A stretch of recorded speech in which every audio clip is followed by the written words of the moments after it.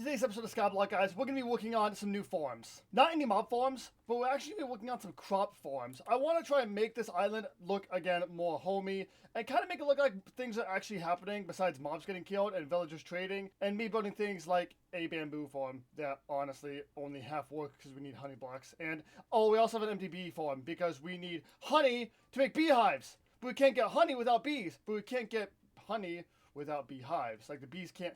It's a conundrum. We got a problem. We got to fix that too. But on this episode, in this episode, we're going to be working on some planters and trying to make this island more active, I should say. I don't know if that's the right term, but that's what we're going to go for. So we're going to gather up some materials, and we're going to plant some carrots, some potatoes, maybe some beetroot, and we'll go from there. So I actually want to go to the shop here, and I want to grab some spruce logs. I want to grab about 4 stacks of them. We need to take a time out. I completely forgot to start this episode off by explaining something big happened. Something big happened last week that, in between episodes, that I was to talk about.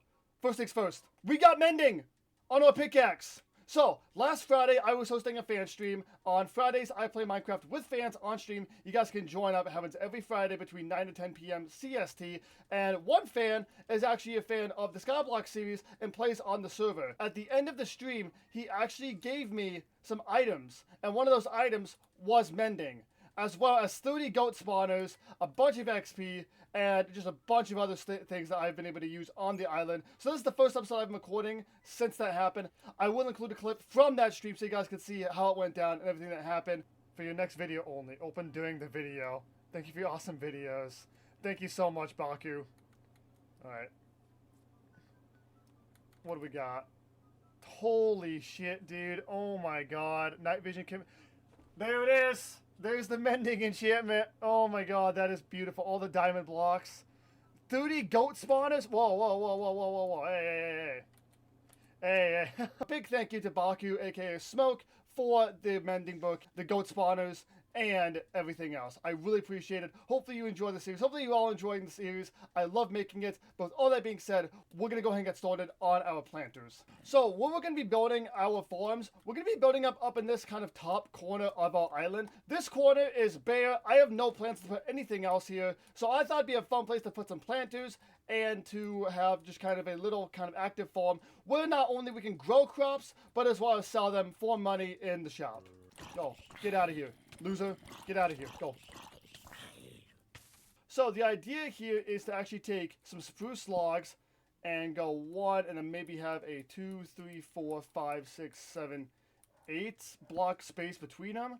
Because actually we might need it to be 9. I think we're going to need an odd number between, because in the direct center we're going to have 1 block that's going to have water in it that will hydrate all the surrounding blocks. So I think 1, 2, 3, 4, 5, 6, 7, 8. Wait, no.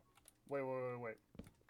Yeah, let's go back, because then we have 7 in between. So that's 3, 4, 5, 6, 7. And we have 2, 3, 4, 5, 6, 7, 8. And we do the same thing right about here and line those up. And then what we're going to do is place some more logs going across like this, but we're going to strip them. Ah! That was scary. We'll fix that later. Let's just go back to stripping all logs. So it should be 7 across. 1, 2, 3, 4, 5, 6, 7. There we go. And do the same thing on all 4 sides. So now we'll have a square like this that we'll fill in with dirt, a composter, and carrots. So it's essentially a really simple planter design. But I want to add 4, maybe even 6 of them all along this corner of our island to kind of give it more of a active feel to the island. I'm thinking having planters, having those there should make our island look more full too, because all around our island we have a bunch of farms, mob farms, we have a villager trading hall, we have a villager breeder, beacons, other farms. I'm thinking this should be a really good addition to the island. So we'll go ahead and add a second one again with our kind of 3 block gap in between the two, like we have with every other farm. We have a 3 block gap in between each one. Come over here and do the same thing, and we'll go 2, 3, 4, 5, 6, 7, 8. And we're going to come right down here and do another one right there. And that should be in line. I do like using spruce wood. Spruce wood has definitely become one of my favorite wood types to use. Especially with this island. Whenever we use wood, I like using spruce. I think spruce fits really well with the quartz and deep slate. I know I've said that before, but I really believe that spruce is the best choice of wood for the aesthetic of our island. We have the quartz and the deep slate, and I think spruce has that perfect shade of brown to go really, really well with the quartz and deep slate. I'm thinking we'll do, I kind of want to do 6, but I don't think, when I'm looking at the size of these and thinking about putting 2 more back behind, I don't know if we'll be able to fit 6. I think 4 is going to be what we have to go with, which is fine. 4 is just enough too. Now, the idea here actually is to at some point make these farms automatic and have a storage silo that will be kind of in the middle, or kind of maybe over here near a beacon, where all of these drops would then travel to and get stored in. They wouldn't go down to a bunker, they'd be in their own different storage silo. So 4 of these definitely should be enough. We could add 6. We could add 6, but I think over here is where we'll actually end up building a storage silo. We're not going to do anything automatic right now. I think what we're going to do is actually get these farms built and planted, and then move to some automatic circuits in the near future, in one of the near future episodes. But now we can start filling all of these in with dirt. And of course, leaving the center block open for the water. I think there should be 3 in each direction, 3 blocks out each direction, right there. So we go 1, 2, 3, 1, 2, 3, 1, 2, 3, and 1, 2, 3. Just like that. What I'm also hoping for is that these farms, once we light them up, they will decrease the spawn rate. Before we get more supplies and run from mobs, I do want to go and place these 30 goat spawners within our goat farm. We already have 8 of them in there. Now, as far as I know, the goat spawner still does not work, but if it ever comes back and works, I don't know if it will, this would be detrimental for us, because goat horns are some of the most expensive things you can sell, and having 38 goat spawners will be very beneficial for us. So then we have 36 goat spawners. So if the goats do decide they want to spawn, maybe in a future update, we will be set. You can no longer use a smithing table. I'm assuming with the new update, with the new smithing table update, these old ones are going to be unable, you can't use them, because the 1.20 update has not made it to the server, but also the smithing, I don't know. Because there's no 1.20 stuff in the server yet, but the smithing table did get updated. But I'm assuming we can't use it because it got updated. I don't know. But I really wanted to make this diamond home in the netherite, but I guess we can't do that. But we do have the rest of our materials, and we can go ahead and finish constructing these little planters. Alright, with all the water in place, we're going to start adding all of our composters. Now, the composters don't really do anything. We're not going to have any farming villagers here, but they do add some kind of detail to the farm. And they also prevent anything from falling in the water, or any mobs that may get in here or may spawn in here from getting stuck in the water. And then right about on every bottom corner, we can add a set of stairs to get up to a fence gate that'll let us get in here. There we go. All 4 gates are in. Now we just add all the fences.